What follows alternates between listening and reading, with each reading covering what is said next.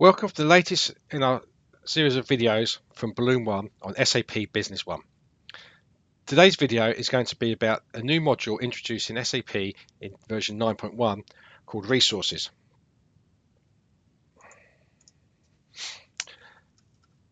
Resource introduced in 9.1 enables us to monitor and financially capture our costs with regards to our physical resources used in our production process. These could be labour or machines. The first part of resources we're going to look at is the resource master data. As with other master data in the system, regarding items or business partners, we have a resource number, we have a description, foreign name. We then have different types and groups. Types can be machine, labour or other. Groups are definable by the users, and these can help group like resources together and give them similar costs, unit and measures, resources, etc. Defined within a group, you have the resource type, the default unit measure text, and any default standard costs that these resources may inherit from this group. So as you can see on this machine here, which clicks for resources, it's inherited the standard costs set up per unit of this resource. Though these are inherited, they can be changed on the fly and defined per individual resource. As the resources are used in production, we also have issue method to define how we issue these resources into our production process. They can be backflushed or manual. We can then also decide how we allocate these resources, whether it be on start date, start date forwards, or end date backwards. We also have the option to link a resource to a physical stock item. And as with other master data, we can also make it active, inactive, advanced. We have planning data.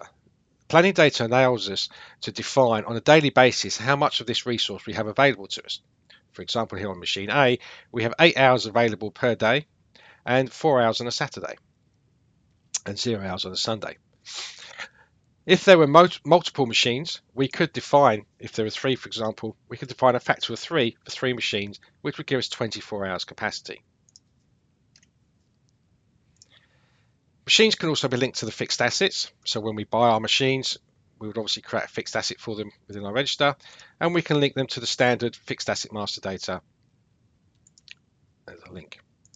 We also have properties within our resource master data, as we do in our other master data.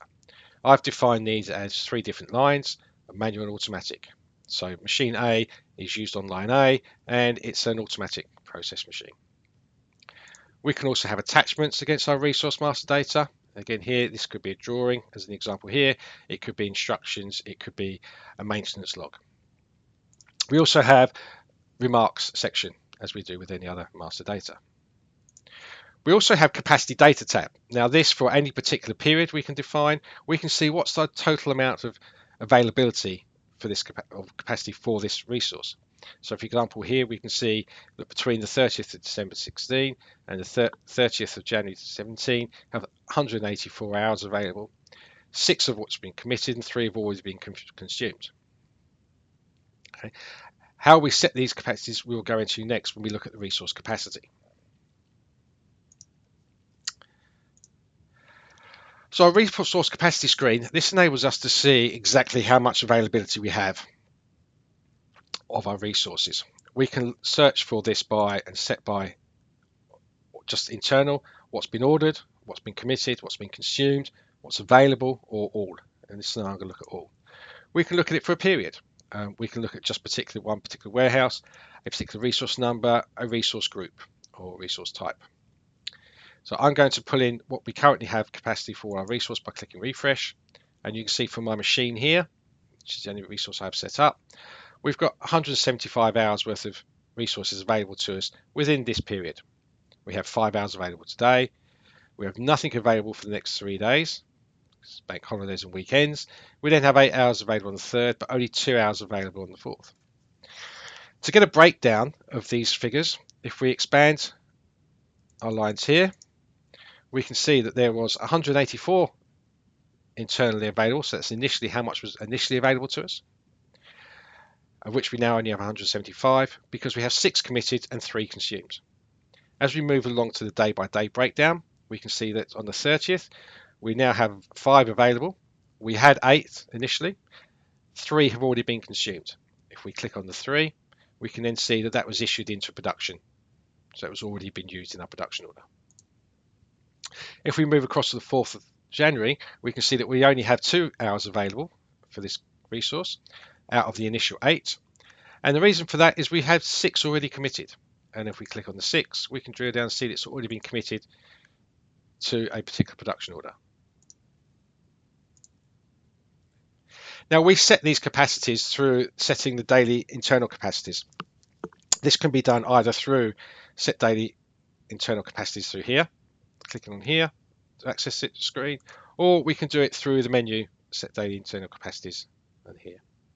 So I'm just going to go through here. You select the date range you want to see them set them for, and you have 2 ways of now setting that information. We can manually put the data in each day, so we can manually go in and enter the amount of days that we have in here, or we have the data from the planning data tab of our resource master data. So this is, if we go back to our resource master data, on our planning tab, we have in here, we've got 8 hours a day, Monday to Friday, and 4 hours on a Saturday.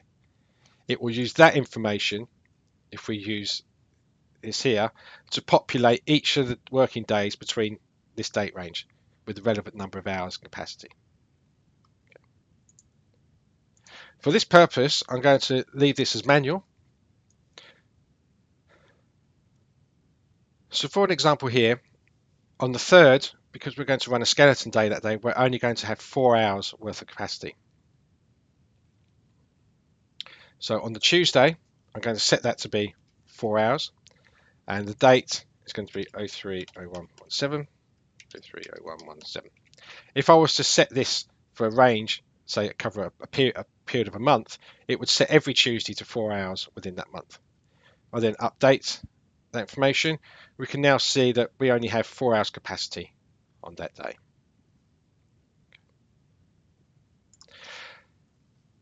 So how are our resources used within our production process? Well, first we have our bill of materials. And if I bring up our bill of material, we can see that we now have a new type column and we have a new type of resource. Once we select resource, this enables us then to select our resource and define how many units or hours we require of this resource within this production, this bill of materials. Once we've updated our bill of material with our resource, we can then bring that bill of material into our production order, and we can see in here it tells us how many units we require of this resource. Because this is backflushed, as we complete this production order, it will backflush the components out of the system.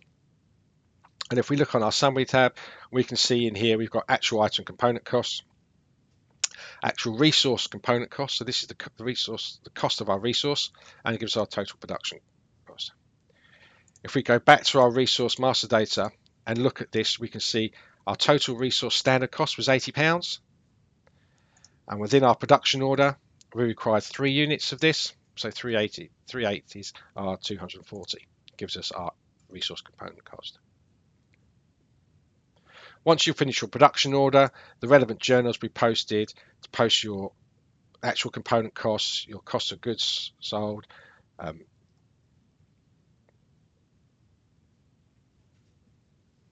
once you finish your production order, the various journals will be posted within the system. For example, we have our resource costs, £240, taking that work in progress, posted through. We also have our actual work in progress and raw materials posted, and we have our raw materials for work in progress, stock inventory charges, and our finished goods cost of sold postings. Well, thank you for that overview. If you have any more questions on resources, please do not hesitate to contact us.